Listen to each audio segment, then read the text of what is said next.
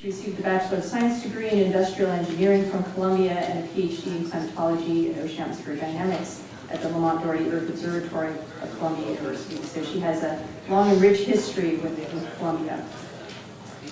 She also serves as the Chief Science Advisor for the Years of Living Dangerously project and is the author of The Weather of the Future.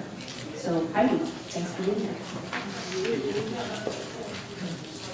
All right, thank you, Lisa. And we just met, and our panel really does want to provide as much time for discussion as possible. And as Lisa said, we're going to give a sampling of the response strategy that's in place right now. So we're going to cover the seasonal fire early warning system, support networks with Gen, food security, and insurance. And we're going to start with Rizaldi Boer. And Rizaldi is the Executive Director of the Center for Climate Risk and Opportunity Management in South Asia and Pacific, and also a lecturer at Applied Climatology Study Program at Boer Agricultural University. He's a member of the IPCC Task Force Bureau for Greenhouse Gas Inventory. He's also lead reviewer for the National Communication Biennial Report. And we are going to keep it, I think, under hopefully 15 minutes for each presenter. And Rizaldi, come on up and let's start with the discussion of fire early warning system.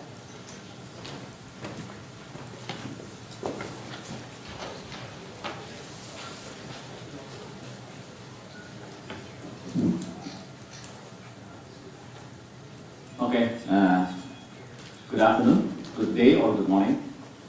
So I'm going to talk about seasonal fire early warning system. As you know, that fire is really make us headache almost every year, because fires are so common in Indonesia. It's almost every year. The problem is during the El Nino years, this kind of fires become very huge and very hard to control. But if we look at the standard operating procedures in managing the fire, actually before the fire happen, actually we have prevention. And then we have information on the early warning, we have anticipation. And then during the disaster, we have emergency response and then rehabilitation. But we focus so much on that left-hand side, emergency response and rehabilitation, because during emergency response in the fire sector, actually there are many funding resources available that can be accessed. And then, but we know that the damage caused by the fires become very difficult to handle. But if we look at the regulation, actually there is a potential actually to access to disaster fund whenever there is a potential of disaster to occur. But the problem is, what are the indicators going to be used that there is a potential that the disaster is going to occur? But if this actually have this kind of indicator that we can use, and probably we can get a resource how actually we can increase the effort to do anticipation steps. But we know that many of the local government, if you read the news, and we are quite surprised that there is no local government actually have a funding for managing the fire, because they rely on fire to become a kind of disaster. So most of the funding is expected to come from the central government. And of course, in dealing with the fire risk, actually they should have a long-term strategy. How to the management of fire should be institutionalized and mainstream into the long-term development. But of course, we need a tool for doing that.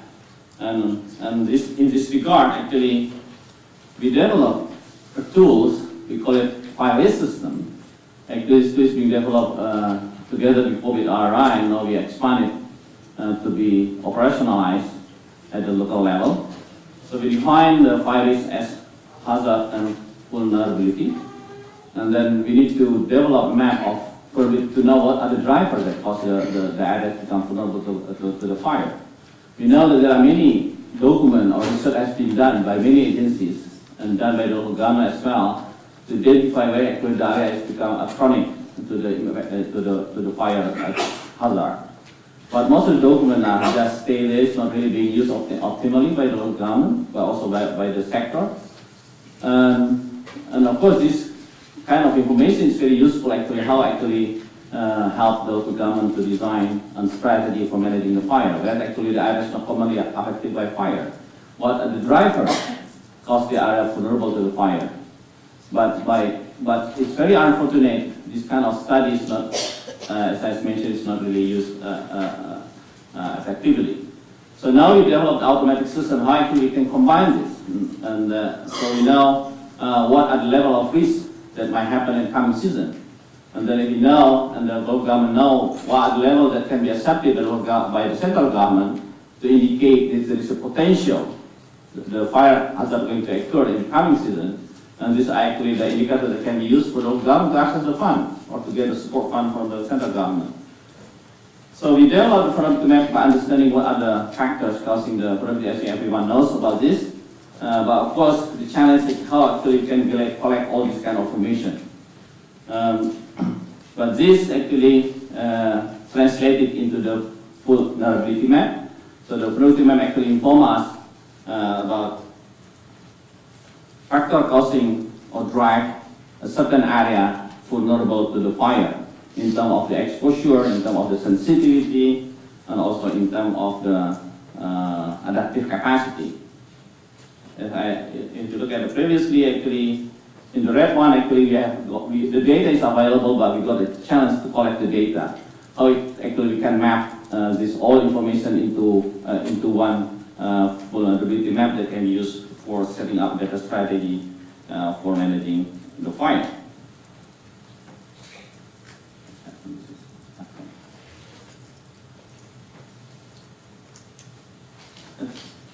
Okay. Why does it move?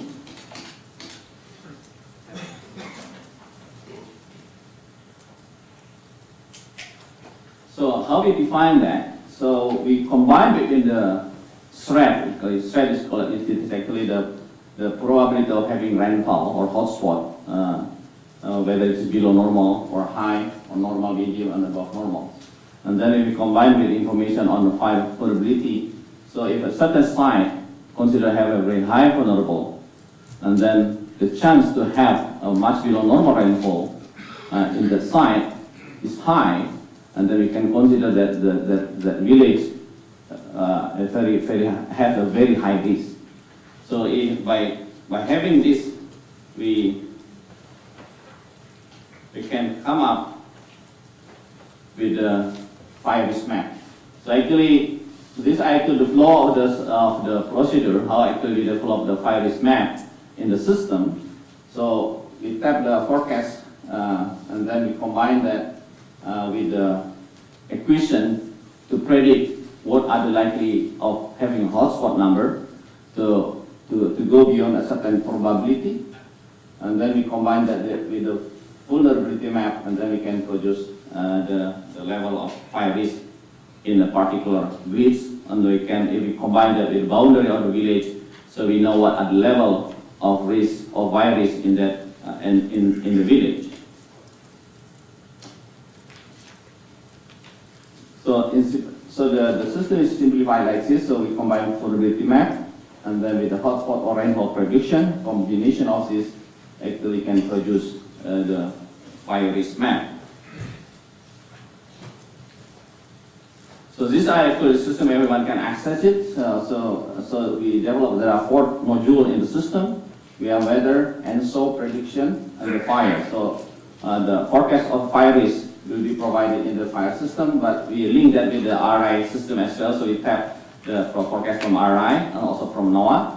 But at the end, we have to make use the forecast from the BMKG, because by the regulation we have to make use of the forecast from the BMKG. For the time being, so this system actually therefore their own prediction tools linked with the international agency. So these are actually just the examples, so everyone can check and look at by up to district level what are the probability of the region. So we can also click in a particular location, the name of the village. I don't know what happened. Yeah, something like that. So we can see what are the magnitude, what are the latitude, what are the level of risk. So everyone knows what are the level of the vulnerability level in a particular location. And then the user can also play around by changing the indicators there. So if in the case if there is a change in land use cover, for example, so we just change by dragging the node there, and then we can see what actually the change on the probability level in the location. But we also know what are the land cover in that region, in that location. So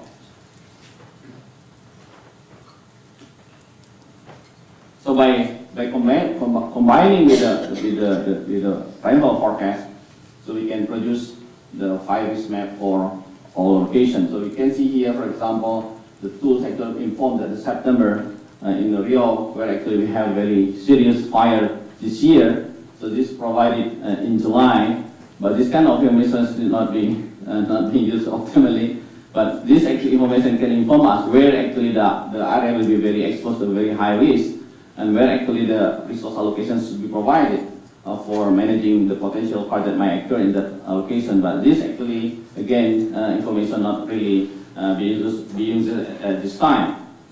This tool actually being requested to be developed by the agency which are on REDD, but now actually moved to the Ministry of Forestry and Environment. So hopefully this kind of tool actually can be expanded also to help the government to estimate what actually the level of emission due to the peat fire.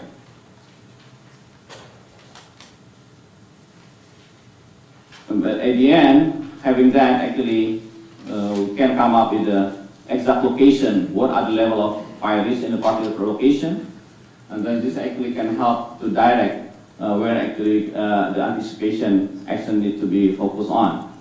When we did a training for the local government, they really appreciate this kind of tools, but of course they would like to make it simpler, how this kind of tables can be provided for them. So by having this one early in the season, they can really help to have a coordination across the agencies within the district. And this is actually how we can make use the fire risk system in setting a long-term strategy for managing the fire. So of course, by looking at the fire risk probability map, actually we can use to set up a target in mid-term and long-term development planning. But in 1 year, cycle, we can also use the probability map to benchmark risk reduction for annual budgeting cycle. But once the fire risk warnings being issued, and then we can set up an anticipation step like blocking panel and so on. But as you know that for the time being, most of the early warning system is weather-based. Actually, it's not really enough time to do effective anticipation step. So these are a number of activities that probably can be done, but this is actually how it can help local government at the end to make use of this fire risk map or fire risk system to set up mid and long-term strategy to manage the fire, but at the same time also how they can improve the anticipation action to if there is potential risk of fire in the coming season. That is just using the weather-based early warning. Well, of course, it's a big challenge of adopting this kind of tools, but we need to set up a strategy how actually we can help the local government to use this kind of tool for improving the management of fire. But this kind of tool is very timely because it can help the government to prevent, but also to control, but the most important is the law enforcement. Because by having this tool, we can provide data and fact-based information on the violation of the forest and fire to be followed up legally. And I said before, if the tool is already there, and then the intervention that can lead into lower hotspot numbers during the abnormal drought years compared to the average situation, and we can indicate that there's an effective program that has been done so far in anticipation of the fire. So this could be used as basis for setting out the incentive system. Of course, the government have done a lot of action to manage the fire. These are at least a number of permanent solutions that has been set up by the Ministry of Environment and Forestry. Of course, one is regulation on corporate sustainability. So it's more landscape management. So every private company should have an obligation to have reservoir per unit area of concession. So depending the size of the concession for setting up the reservoir and managing the potential fire, because the problem in the peatland in the area, the water source is also very limited, and even though the fire is very far, but it's very also difficult to get water for distinguish the fire. And the review and audit compliance of environmental permits and the imposition of sanctions for violation, and the institutional standing and leadership, design of the policy for land clearing without burning. As you know, that it's very common practices from the community how actually clearing without burning is become imposed to the community, but also to the private companies. And then also the development education module, institutional spending in society, and also community alliance from national level to the district level. And the new approach in fire management in 2015 actually instrument technology analytical support legal action. So actually the legal action is really based on the technology. So by having this kind of tools can actually really help also the government to take legal action. And also by having this data, in fact, probably it's not easy for someone to avoid or to try to cheat in terms of the problems that they create in using fire for land clearing. And control instrument for the hotspot control is also has been established, and enforcement of law. We also apply the multi-door and second line law enforcement administration step. So the one who still uses fire, so they might freeze the license, and there are many kind of sanctions has been imposed by the government due to the fire that happened this year. And this is actually one of the example where actually the burn area is being sealed by the government for further investigation, and hopefully this can also have a deterrent effect for the company who actually used the fire in opening the lands, in particular when the season is very dry. And this actually the number of reports that has been done in terms of law enforcement. So there are 68 suspects, and then this case completed. And the other compliance also trying to set an economic incentive and education. There are a number of initiatives also being planned for the incentive system, providing subsidy and equipment to support land clearing without burning, and also some program blocking the canal system to maintain water level, but it is extinguish forest and land, environmental friendly agricultural equipment, running rural economic development, and there are a number of incentives for the community who not use the fire. For example, give a discount for the electricity bill.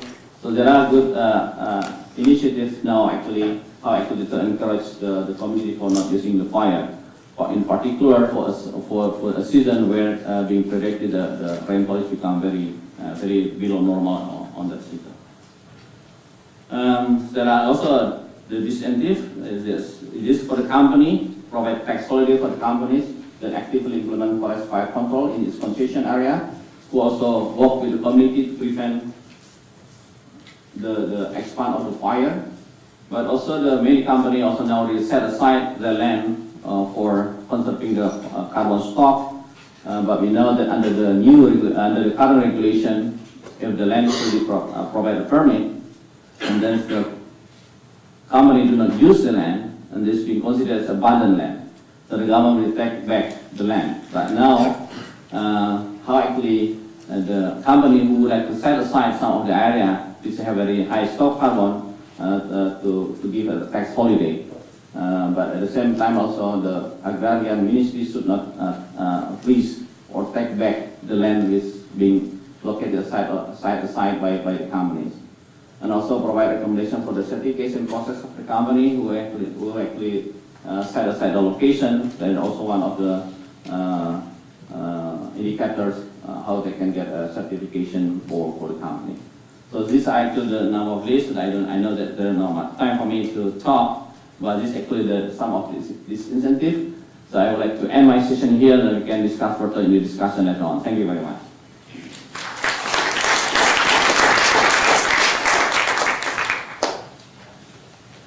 Thank you so much, Rizaldi. That's actually a really amazing example of this connection between starting with the science of the hazard and going all the way through exposure, vulnerability, and then policy measures, in fact. So switching gears a little now, I'm going to bring up Jen Stevens. Jen is UNDP's program coordinator of the Integrated Climate Risk and Management Program, and she covers UNDP's work on integrating disaster and climate change risk management globally. But Jen, I believe, is going to focus mostly on talking about Uganda and Kenya in her talk today. So come on up.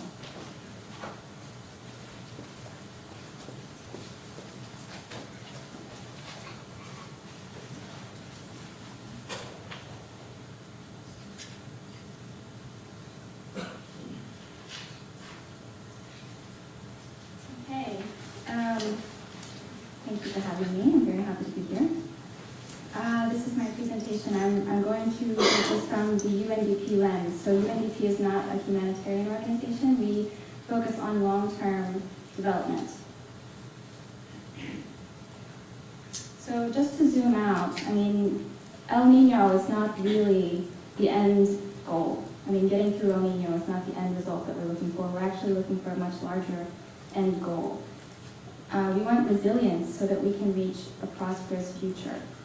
We've talked a lot about having climate information and having all of the tools that are needed to have proper decision making, but then what do we do?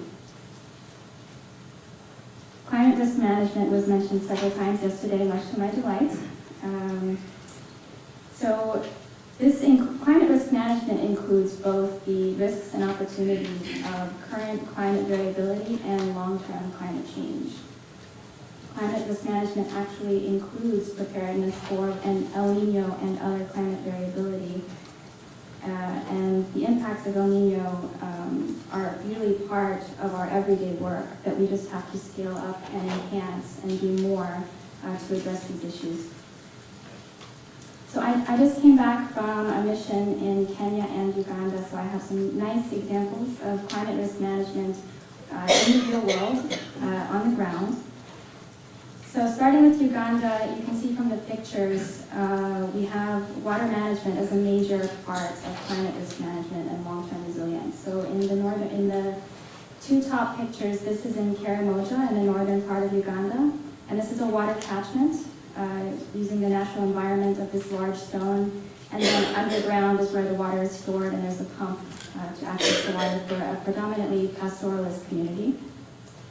In the bottom two photos, this is in the western part of Uganda, and the communities have been trained by a local NGO to manage their water on their own. So they have actually built these themselves through the training. And the water tank is accessible to a school. Now the Adaptation Learning Center in Uganda, in Karamoja, is absolutely impressive. This is a place where people go and they receive training, hands-on training. They stay for traineeships for several weeks at a time, or longer, or shorter times. It depends on their needs. And so just for an example, this round garden is especially resilient to hot and dry climates because it's built on an elevated way, and it uses wastewater from the houses, so it's very efficient. So climate risk management in Kenya on the ground, these are some examples of alternative livelihoods, which really builds resilience and creates a buffer when you have droughts or floods or disaster in general. Whenever there's a shock, these communities are more resilient. Beekeeping has taken off in a pastoralist community, so they've actually adapted their livelihood quite dramatically. It's being sold in the local markets as honey and also other byproducts such as soap and perfume. And the pastoralist community nearby has come into clash with the agriculturalists. So in the past, there was a lot of conflict. And actually, we're seeing that it's reducing when the livelihoods are adapted. So now some communities that were predominantly pastoralists are becoming small-scale agriculturalists. Women's organizations are doing really well. When we involve women in a climate risk management approach, it's very successful. Not only because women are excellent at carrying things through, but because they also are great decision makers and they stand to benefit quite a lot from these interventions. So this is a picture of a woman making flour. And from this, actually, the women's organization comes together and they have a merry-go-round sort of lending system. So it allows members in the community to branch off and start their own businesses, which creates a buffer financially for them in times of need. And this is just a picture of the benefits. So the pastries are quite good. I tasted them. All organic, so the hipsters in Brooklyn should probably be doing Okay, so Kenya continued. So a month ago was the International Day for Disaster Risk Reduction, which received excellent awareness building in Kenya.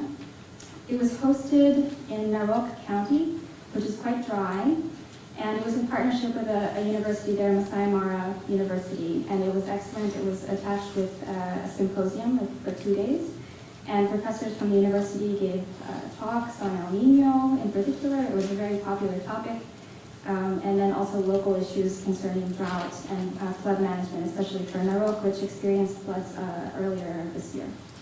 So the picture on the right is just an example. The Narok County government just took us around and showed us what they're working on to prepare for El Niño right now. And they were quite behind, but they were making as fast efforts as they could. The Red Cross was there. They gave a demonstration for emergency response. So this photograph on the left is on the newspaper in Kenya, and it's talking about how the skeptics are coming out and saying, okay, is El Niño real? Should we actually take these steps? We haven't seen any rain, and that was definitely on everybody's mind. But that being said, the government took a steady hand, and they kept up with the preparations. And the question that was raised yesterday, are we El Niño ready, is a very good question.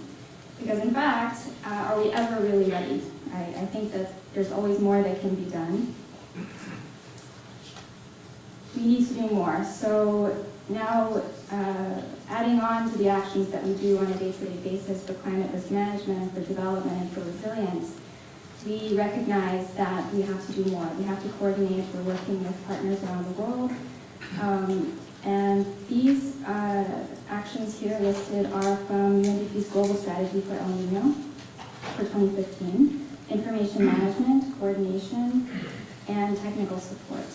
Now, these are actions that are always taken. These are things that we work on all the time, but now this is for an elevated, no regrets, additional approach. So regional support examples, I don't expect you to read all of this. There are so many that I wish I could share with you, but we only have 12 minutes. Really, El Niño is a regional phenomenon, so it has to be coordinated at a regional level, and also providing support from global and other regions can provide lessons learned to the countries. So especially for small island developing states, which is extremely vulnerable to the effects of El Niño, if they are coming together and uniting our resources, it works a lot better. So some examples of national support. For example, so supporting or establishing new coordination mechanisms, enhancing early warning systems, contingency plans. There's a lot to be done at the national level. So Kenya and Uganda both have national contingency plans specifically for El Niño, and they're very recent, hot off of the presses. And both of them have 3 options. So they have weak El Niño, normal conditions, and strong El Niño as part of their contingency plans. And it's led under very high leadership. So in Kenya, it's led under the office of the Vice President, and in Uganda, it's led by the Prime Minister's office. In Kenya, actually, this is a remarkable time. So this is the first time that the government has taken the lead on El Niño response, whereas in the past it was humanitarian organizations which took the lead. And the contingency plan is part of the spectrum of action. So awareness is already quite high. There was a major awareness raising campaign done in Kenya.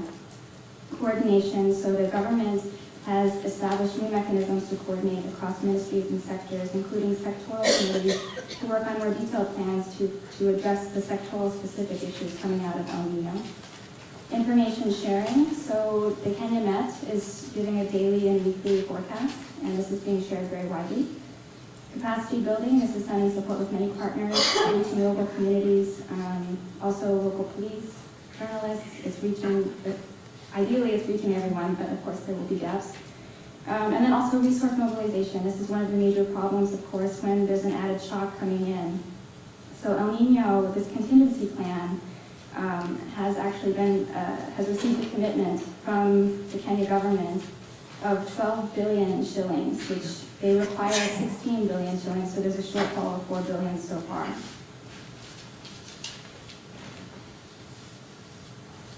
Okay, so these are, just to give snapshots of the details that they go into within these contingency plans. So for the sector of livestock on the left, and then for the sector of agriculture on the right. So they have done extensive work, analysis of what the needs would be. They were talking about targeted areas and then what to do about it. The difficulty though is that, of course, this is in a contingency plan, and some of these actions are underway under certain programs or projects or things that the government was already working on, but many of them have not taken place yet. At the subnational level, I gave you some examples already, of course, reaching the local level through climate risk management, but additionally, community contingency plans for El Nino or for flooding or for the specific hazard that would reach that community. Public education and community-based awareness and community risk management plans. These are underway to reach the local and of course, local governance, and is extremely important for this. And then we reach out to the communities. So for an example of an education campaign in Uganda, an already planned area of support was to train 20% of the police force for emergency management. And this was something already planned, but now it has been fast-tracked so that we can address El Nino. And 240 officers have already been trained. This is half of what they want to train, and the rest will be done in December. And then they will be relocating these police to the high-risk areas. Another example in Kenya is that they have trained now 159 journalists on climate change, disaster, and El Nino. So this has been mentioned yesterday about the needs of communicating this issue in the right way, and as you can see, countries are definitely moving on these things. So I think that's it. Thank you.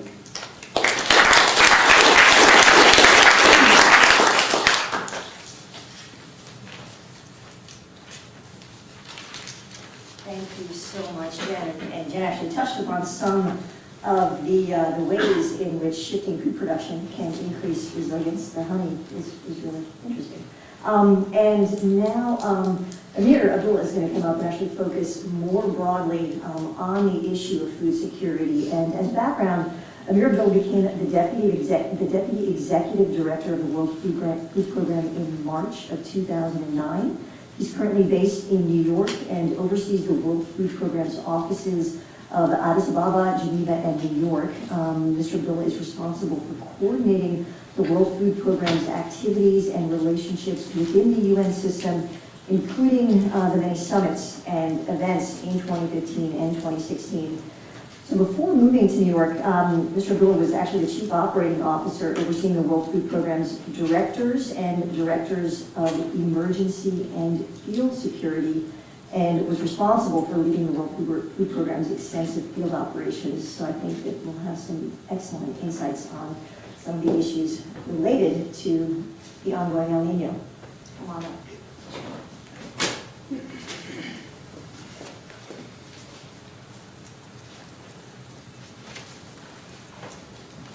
Right. It's still morning, just heading into the afternoon, so I'll, I guess I don't need that just now.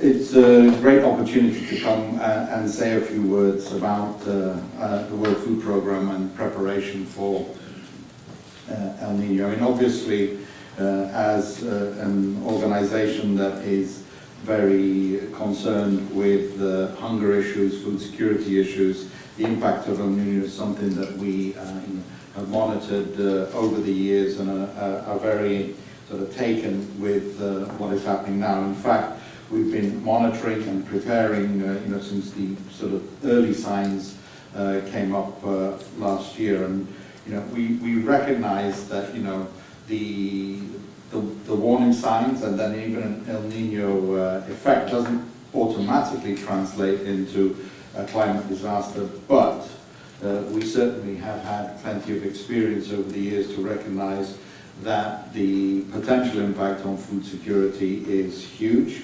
And particularly in we've seen it in Central America, Southern Africa, Sub-Saharan Africa, in total with the eastern and southern parts perhaps most impacted, but also Southeast Asia.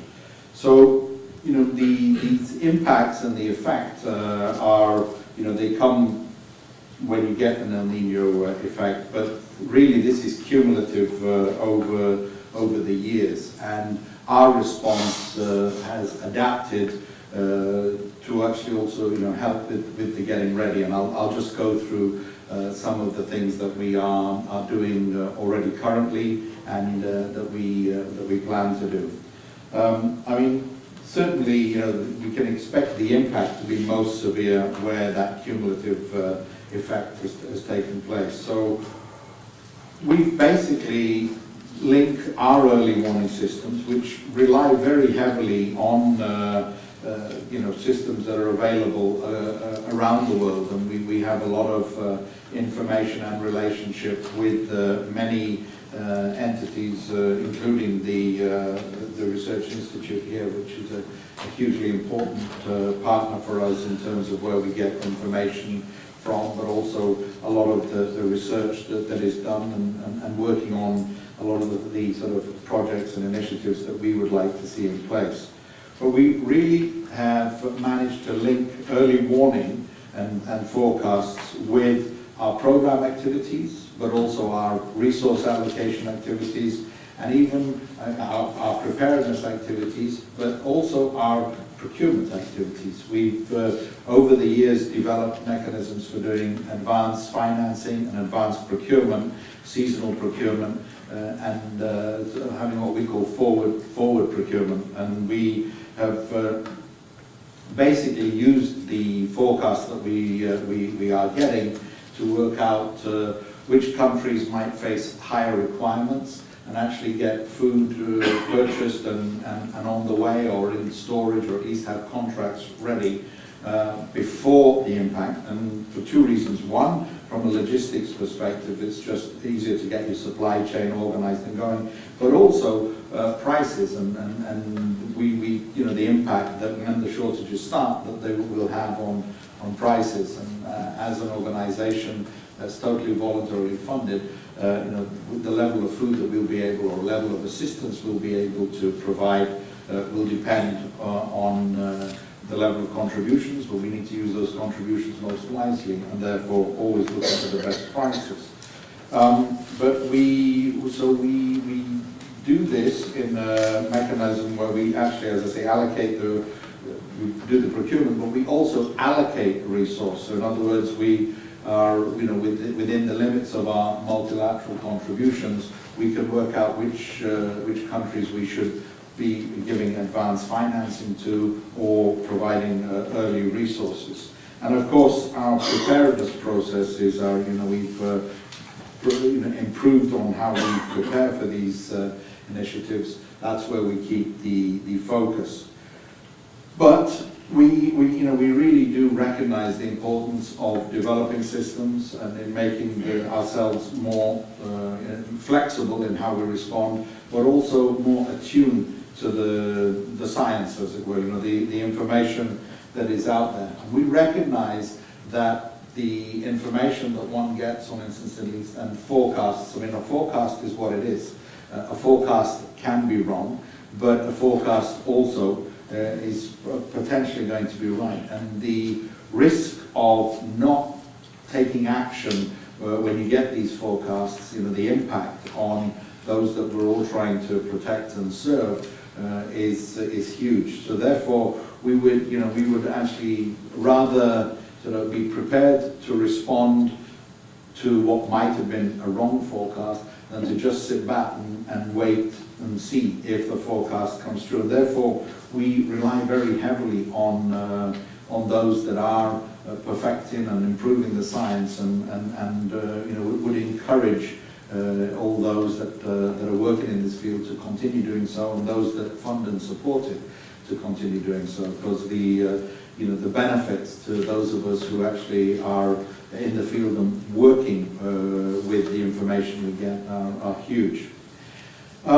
We basically, as Jens Stevens had mentioned, you know, we not only are we there responding, we're also there working on the resilience building activities. They are probably, I think, the most important elements that we can work on. So basically, if we know where shocks are likely to hit, where they're likely to have an impact, that we need to work with those communities to build up their resilience activities. So it's hugely important, and working on very similar sort of activities that Jens had mentioned, you know, certainly water management, irrigation infrastructure, but working on people's food storage, preservation, and also helping people diversify their food income sources, and in other words, also helping them with different crops. And there we work with many partners, UNDP, FAO, World Bank, and others. But you know, certainly, you know, the climate hazards are certainties. These are, you know, the one thing we can be certain is we can't necessarily be sure exactly when, but we can be sure that it is going to happen. So we need response mechanisms and resilience building mechanisms that are equally reliable. And that means particularly working on financing, more predictable financing. And you know, the Africa Risk Capacity, the ARC, which is you know, now an African Union sovereign level risk pool, which you know, was piloted and began with the World Food Programme, but is now wholly owned by the African Union, and member states, African member states are joining in with that. It is hugely important, and they basically are able to sort of share the risk, work on insurance mechanisms, and have that as a first line of response in the event that something hits. But working also at household level, trying to get that sort of predictability is also important.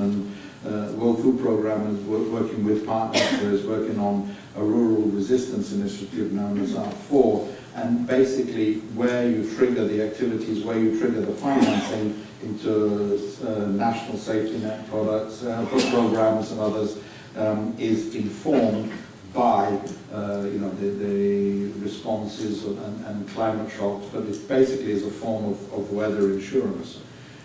We also are very much working on, besides those core resilience activities, which are often in national programs, we are working very much at community level, and we have a mechanism also where we can trigger response funds before the disaster happens. So, you know, our initiative here is called the Food Security Climate Resilience Initiative, which we have shortened to Food Secure.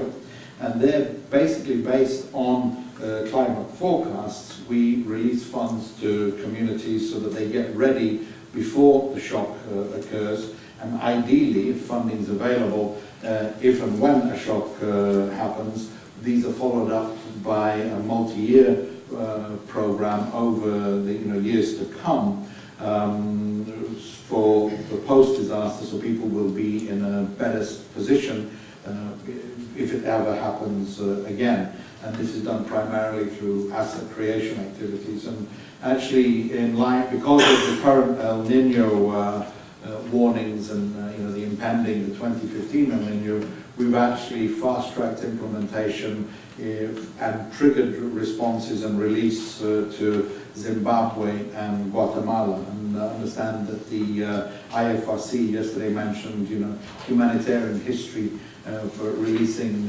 funds to a disaster before it happened. So we certainly join them, welcome that. They did it for Uganda. We've done it for Zimbabwe and Guatemala. And finally, as Professor Rizaldi had mentioned, we really need to improve early warning systems, and early warning systems that translate into knowing where something is likely to happen based on changing conditions, changing perspectives. That informs decision making, and we're certainly doing it through our vulnerability analysis and mapping data. This is basically a varied system of collecting household data on food security, and we do it through either through SMS, through phone circle, through live telephone surveys, SMS messaging, voice response mechanisms, as well as others. So we've adapted our technologies thanks to mobile data and the ability to move. And that combined with the type of global information that we can get on cross-border activities, market movements, and climate patterns that we get from research instances such as these allow us to look at macro level and micro level and pull these two things together a little bit the way Professor Rizaldi showed us how they combine the different elements to target those fire warning systems. Finally, just to sort of say, Heidi had mentioned, where the various elements of my career, but I basically began my career with WFP in 1991, mid-91, and one of my first really large operations was, I was started as the logistics and transport officer for Southern Africa, and basically one of my first really large operations was in response to the El Niño. That was the sort of 92 El Niño phenomenon that resulted in the huge food shortages in 92 and going into 93 in Southern Africa. And after that, post that, I've had sort of different phases of my career. I've seen El Niño from different perspectives. In 97, I was a desk officer for the Africa Bureau, focusing primarily on East Africa. In 2006, I was regional director for our Southern Africa region. I was based in Johannesburg and saw there the impact of what we refer to as the triple threat of drought, HIV, and governance, but that resulting really was impacted post El Niño. As the chief operating officer, I had all the regional directors reporting to me through the periods of 2009 basically onwards until I moved recently to New York, where I'm seeing it, I suppose, from a global picture. But when I think back to 1992 and what I saw as a logistics officer there, we had the warning, and it actually came, one of the warnings came in a paper that I believe was written by somebody from the Research Institute here.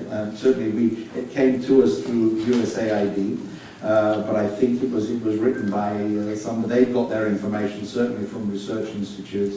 And the response then was basically the US sending a ship. I even can remember the name. It was the Liberty Wave, 45,000 tons, that arrived off the shores of South Africa, and it arrived before there had been anybody was ready for any response. But that was the response mechanism then, just basically get a ship of 45,000 tons on the way as quickly as you can. And when I look at what we're prepared to do in response today, all the resilience activities, the forward financing activities, the insurance type of activities, I would say that it's a real indication.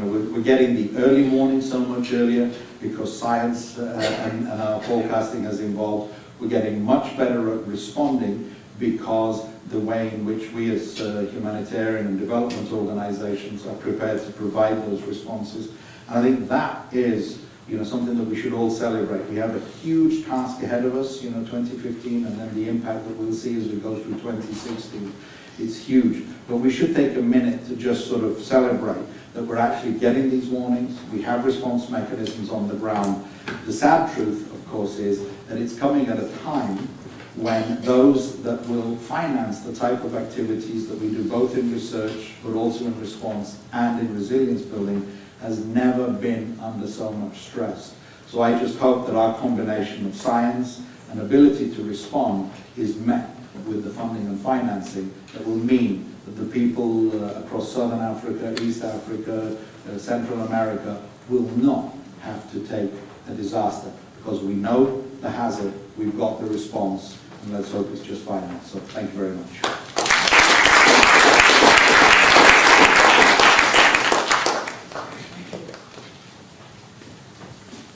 Thank you so much for ending on a story of hope. And I suspect that actually the two gentlemen who wrote the paper that you referred to are in this room. I bet it was a Steve Zubiak, Mark Kay paper, which inspired so many of us in the room to actually investigate the science so that we could improve the forecast and eventually do early response. All right, so we're going to continue the conversation now and focus on insurance. And I'm going to call up Dr. Megan Lincoln. Megan is a natural hazards expert for the Global Partnerships team at SwissRe, and her primary responsibility is risk analysis and the structuring of public-private transactions which protect public entities against the losses incurred due to natural catastrophes. She's also the weather forecaster, I suppose, for SwissRe. She's providing real-time weather forecasts during impending severe weather events, as if you didn't have enough to do already. And I'll just add that prior to joining SwissRe in 2012, Megan worked as a weather derivative underwriter and a catastrophe bond analyst at Allianz Risk Transfer. So Megan, come on up and tell us more about insurance. Thank you, Heidi. Good morning, everybody. I need to figure out how to use this because I still use a PC. Oh, it's somewhat simpler than I had thought. Okay. So I'm more going to look at how we consider El Nino and other sorts of climate variability within the insurance and the reinsurance sector. We don't so much have a strategic plan in place for addressing necessarily El Nino. But any phenomenon, whether it's natural or anthropogenic, that can affect the frequency and severity distribution of natural disasters is something that is going to be of interest to us because that's then ultimately going to affect our bottom line. Just very briefly, for those of you who are not familiar with SwissRe, SwissRe is one of the largest global reinsurers. They were founded in Zurich in 1863, so the company is just over 150 years old. We offer a gamut of products ranging from traditional reinsurance solutions in the property and casualty and life and health side to financial products which complement it. And we also provide supplementary services such as ad hoc consulting for comprehensive risk management. I won't go through the finances, you can just read them yourselves. This is all publicly available information. But we have teams that focus on underwriting natural disasters, hurricanes, floods, earthquakes, tornadoes, agricultural production, crop yield, and the energy and commodities market. So they're going to be concerned more on what I would call the weather. So excessive precipitation, drought, heat waves, cold snaps, and how that affects the price of both commodities and energy. So why do we really care about natural disasters and weather interruptions? Well, because they are a driver of our loss. This shows economic and insured catastrophe losses between 1970 and 2014. And the top chart, these have all been adjusted for CPI only and have been brought to 2014 US dollars. So the top chart shows the breakdown of insured losses by loss type. The dark blue are earthquake and tsunami. The light blue are weather-related natural disasters, and the yellow are man-made disasters. And one thing that jumps out is that extreme weather events and weather-related events are what drive the bulk of insured catastrophe losses. There's an increasing trend in the loss over time, and that's really due to more assets and people being in high-risk areas. The bottom chart shows the split between insured losses in the light blue and the uninsured losses in the yellow. And when you combine the two of them together, you get the total physical economic loss. And what you notice there, these two have been trended to 2014 US dollars, is that the gap in total economic loss and the fraction that's covered by insurance is increasing. And the main reason for this is that the economic growth in many of the developing economies, so the middle income and the low income countries, is really outpacing the insurance penetration growth. So when a natural disaster hits, the insurance penetration, the private insurance market penetration is not very high, and the public sector winds up paying for the losses. Why do we really care about El Nino, or for that matter, La Nina, or any other mode of climate variability? Well, because it has an impact, as we've discussed for the last day and a half or so, on the occurrence of extreme events. We know that it influences hurricane formation, primarily in the Atlantic and the East Pacific. There's strong links to drought conditions in regions in Asia, Africa, and Central and South America. Impacts on heat waves in southern Australia during the austral summer, which can have an impact on energy prices. And finally, strong El Niños are tied to heavy rains, flash flooding, and landslides in California, and this is just obviously a very short list of a phenomenon that has a very long list of impacts. So how do we consider El Nino in our day-to-day business when there's an El Nino event ongoing? Conversely, we would consider La Nina if there were a La Nina event ongoing. We actually do not explicitly consider it in our natural catastrophe modeling framework. And that's for, I've listed 2 reasons up here, but there's more than that. First of all, there's many other modes of climate variability that are going to affect hurricane genesis and intensification, particularly in the Atlantic. To date, tropical cyclones in the North Atlantic still drive insured losses. And an example of that is the Atlantic multi-decadal oscillation. That obviously has an impact on Atlantic hurricane formation and intensification.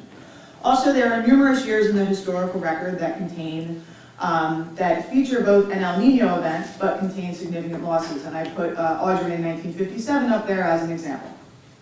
Furthermore, our contracts are written on a year-to-year basis or on a 3-year basis. So, and most of our contracts renew at the beginning of January. So the El Nino effects will likely be smoothed out over time, over the duration of the business transaction. However, for our other areas of business, El Nino is actually of utmost importance. It's of high importance to our energy and commodity markets and to our agricultural business. Why is this? Number one, many contracts only cover a season, maybe up to a 12-month period, and do not renew automatically. So depending on what season they're in force, if there is an El Nino event ongoing, there can definitely be an impact on the loss potential to the contract, depending on what the variable is that it's covering and exactly what 3-month, 6-month, 9-month period it's covering.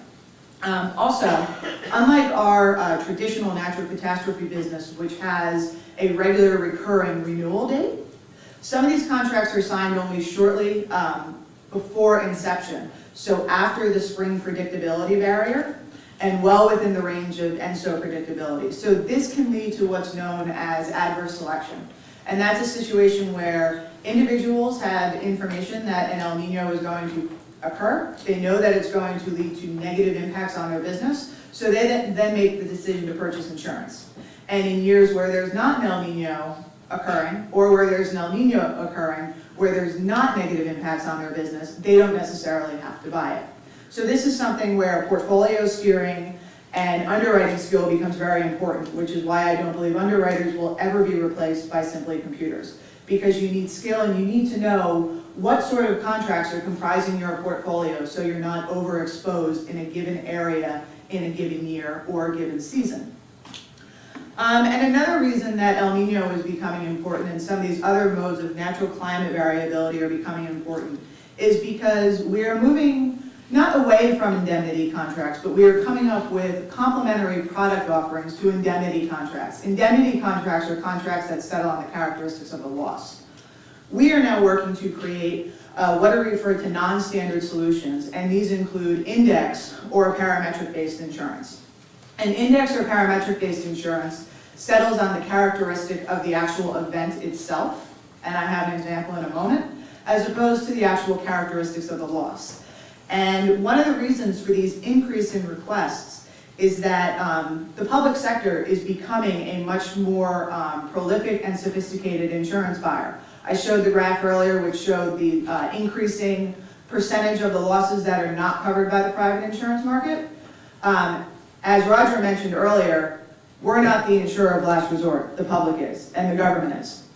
So if the government does not have financial plans in place to address natural disasters or weather-related disasters, that's going to fall onto their balance sheet and ultimately onto the backs of the taxpayers. And what we're doing is working with governments to take some of their natural catastrophe risk in the same way that we would take risk from businesses, individuals, or primary insurers. So the index-based insurance, you not only need reliable weather data and reliable hazard data to assess the threat, but you need to make sure that you understand how all these different impacts, climate change, climate variability, are going to affect a particular hazard. Just to explain a little bit more why parametric insurance is popular in the government sector. So if you buy a traditional insurance policy and you have a car accident, you're going to get a payout that's meant to replace your car. Since this is a non-indemnity solution, the parametric solution, you can use the funds as you see fit. Traditional insurance takes a while to settle. There are terms and conditions and exclusions and contracts that typically need to be worked out. Whereas index-based solutions, because the information is very transparent and is provided by a third-party data provider, the payment can be made very quickly. And a good example of that is Heidi. After the 2010 earthquake, they had a parametric insurance policy and they received the funds within 21 days. Corollary to that is the loss adjustment process. Depending on the terms of the contract, traditional insurance can take a bit longer, whereas if you have just an index, little claims administration is needed. The loss settlement can be more complex for traditional insurance, but for parametric insurance, it's very simple. If a value exceeds a certain threshold, then you get a payout. If a value is below a certain threshold, then you don't get a payout. Your traditional insurance price will depend on how much you're insuring and where it's located. Whereas if you're buying a parametric solution that settles only on the hazard, you have a bit more flexibility because you can change the severity of the event that would produce a payout. Finally, for traditional insurance, if, for example, a client comes to us and says, hey, we just purchased another insurer and they're wholly exposed in Florida, you're going to need to consider that when pricing their hurricane insurance. Whereas for a parametric solution, the exposure doesn't really matter. All you're concerned about is the probability of an event of a certain intensity occurring. And this is just an example. Multicat in Mexico is one of the more mature and well-known parametric insurance structures. The three boxes show 3 different areas of Mexico that are covered by hurricane insurance. Okay, and as an example, zooming in on the Yucatan, if a hurricane with a central pressure of 920 millibars passes through that box, the government will then receive a payout and they can use those funds and disperse them as they see fit. Just some very quick case studies about some parametric insurance transactions that are in place where El Nino could have a potential effect. The first one is an energy risk transfer solution in Uruguay to protect against drought risk. And this was a derivative contract done between UTE, which is the Uruguayan state-owned power company, and the World Bank Treasury worked on it as well, and SwissRe and Allianz acted as a risk taker.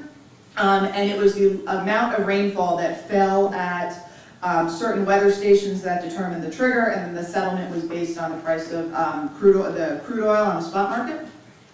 Another one is the Caribbean. The CRIF, which used to stand for something which no longer does, provides catastrophe insurance to 16 CARICOM nations. And in 2014, it started offering earthquake and tropical cyclone cover. In 2014, they offered a third peril to their program, which is excess rainfall. And that was meant to protect countries against very heavy rainfall events that weren't necessarily the product of a tropical cyclone. And 12 different countries purchased the cover for the 2015-16 policy period. And 2 to 3 day rainfall totals coupled with the country's exposure values are used to determine if a payout is required. And SwissRe right now is the sole reinsurer. We have exclusivity on that contract. And then the last one, which Amir mentioned, is the African risk capacity, and this is a sovereign insurance risk pool whereby numerous countries have pooled together their drought risk to protect for food shortfalls within their country. This became enforced in 2014. The product paid out in 2014. 3 countries received a payout of $26 million, and that's a payout that was dispersed very quickly. So it allows the countries to address drought problems and food shortages within their country very rapidly. So that's what I have, and if there's any questions, please feel free.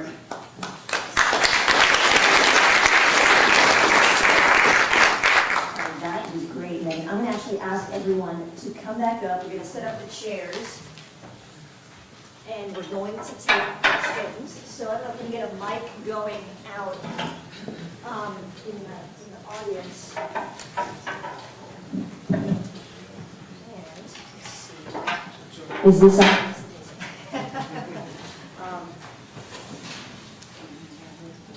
Exactly. I mean, you guys aren't hungry, right? I know it's lunchtime. You don't have to worry about that. All right. Any questions from the audience to start? Hands. All right, right in the front here, and I'll hand the mic out. Hi, this is a question to Megan. So related to the index-based forecasting, insurance, there is a strong dependence on the index itself. So who is in charge of generating that value? And is that, I mean, that entity, say, if it's NOAA producing like a sea surface temperature index, or it's the weather service producing a rainfall data, I mean, what's the risk of having some sort of a fudging of the numbers in order to get a payout instead of, how do you deal with that? That's a very good question, and the answer is that we always have an independent third-party source. So for example, for earthquake, it would be the USGS. For hurricane, it would be the National Hurricane Center. We have worked with TRIM data before in the case of excess rainfall. So it would be an independent third party where there would be no relationship with the insured and the insurer in the sense where we wouldn't know each other, but where there would be no ability of either the insured or the insurer to influence the outcome of the index. I think I saw someone else with their hand up in the back. You want to put your hand up again. Yeah, in the middle, top, yeah, there you go. If you could just introduce yourself. Hi, my name is Teddy Allen. I'm a postdoc here at the IRI, and my question is for Megan. I'm just curious about what the range of timescales you use in terms of deciding your risk insurance. What are some of the larger and the smaller timescales? Would you be interested in weather scale information in the 3 to 5 day range to support your work, or is it mostly in the seasonal scale or longer? It really depends on the line of business that we're looking at and what sort of transaction it is. We have insurance-linked security traders where 2-week hurricane genesis forecasts in the Atlantic are very important to their business because the cat bonds are going to respond based on what the current conditions are in the Atlantic. So that's where we would kind of use, I'd say in the range of weather to very short range or short range to medium range weather forecasts. Whereas in the conversations I've had with our energy and commodity underwriters, they would focus on the seasonal or the multi-seasonal forecasts, depending on exactly when they're underwriting the risk. And on the natural catastrophe side, we take for hurricanes in the Atlantic, we take a near-term view of the hazard. We account for the impact of the Atlantic multi-decadal oscillation. And in most other basins, we take a long-term view of the hazard with a focus on the last several decades, because obviously the observational data is better. Question in the back? Yeah, thank you. Alberto Troppi from UVA. So I'd like to ask questions to other presenters, but it's again for Megan, sorry. My question is, your colleague Stuart Brown in London presented a couple of years ago at the conference, Energy Meteorology, some new tools, new products that you are developing for wind energy, and I presume there's also some on solar. Can you tell us a bit more what the state of the art is on that, please? Yeah, that's actually well outside my client focus and my client base, so I really can't comment on that. I'm not familiar enough with it. We employ over 10,000 people, so I don't know every area of the business. All right, I think we have another question down towards the front.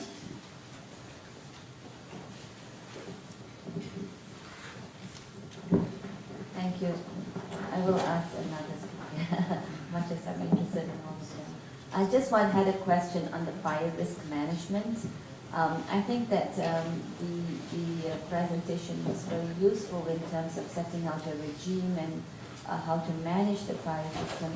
I was just interested to what extent, you know, in terms of the uptake of such a regime, that the government also looks at other drivers of what causes the fire, because I mean in Indonesia and in much of Southeast Asia, a lot of this is driven by prospective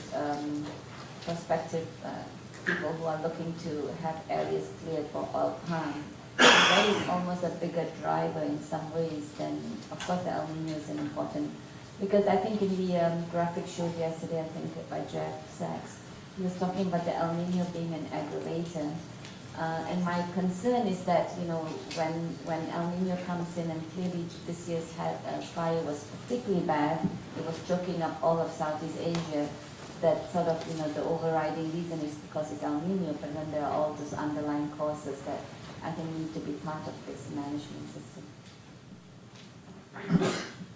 Yeah, it is true actually, especially palm oil actually one of the main drivers.